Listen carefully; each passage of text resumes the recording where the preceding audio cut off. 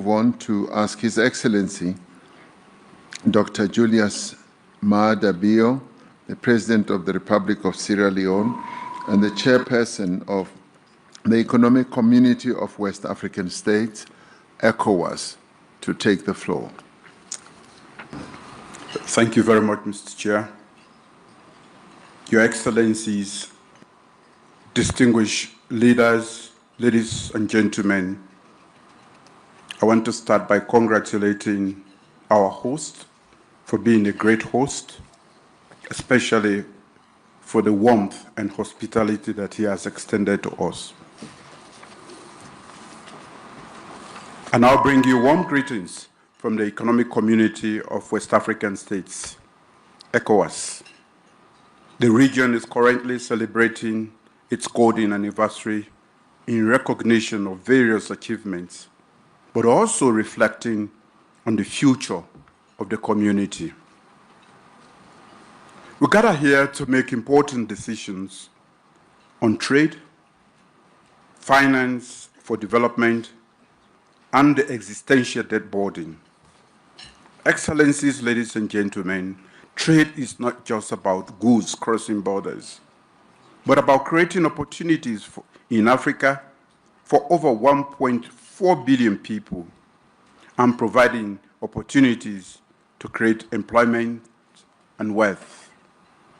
In Africa, we are committed to boosting intra-African trade through effective implementation of the African Continental Free Trade Area, a system that empowers small businesses, connects landlocked communities, and unlocks regional value chains.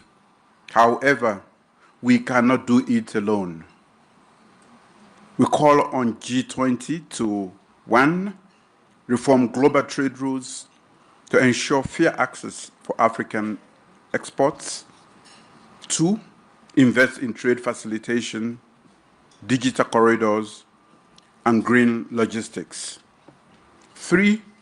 Support the full implementation of FTAs, such as the AfCFTA, especially for the effective participation of women and youth entrepreneurs. Excellencies, ladies and gentlemen, development finance must move from charity to strategy.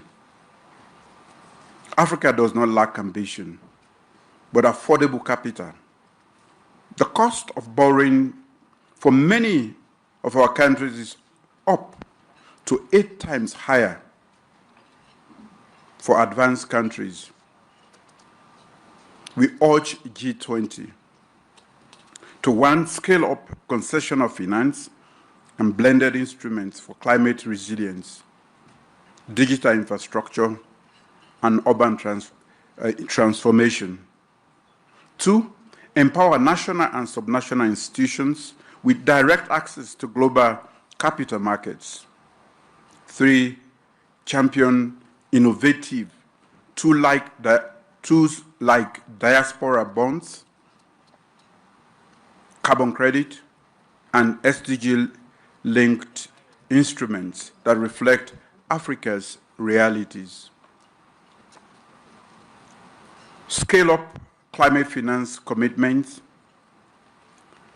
Africa contributes, as we all know, less than 4% to global emissions, yet bears the highest climate cost.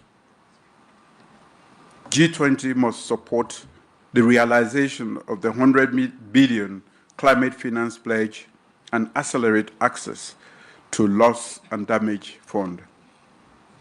To advance global peace and security, the G20 must lead the effort to redress the issues of increasing global poverty, economic inequality, and justice, which feeds global security challenges. G20 must work to evolve a more peaceful world in which prosperity and advancement for all is a global goal. Excellencies, ladies and gentlemen, today over 20 African countries face high risk of debt distress. Not necessarily due to reckless borrowing, but because we borrow in a structurally unjust system. The cost of borrowing and servicing for many African countries is prohibitively high, thereby diverting funds from crucial sectors such as health, education, and infrastructure, as has been alluded to by many already. The G20's common framework must evolve. We need, one, timely, transparent, and equitable debt restructuring across all creditor classes,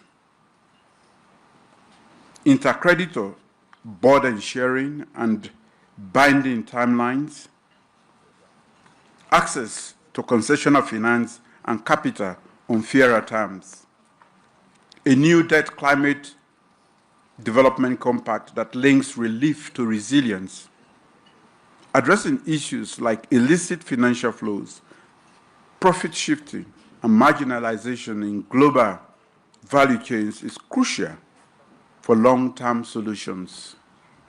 We offer the following recommendations.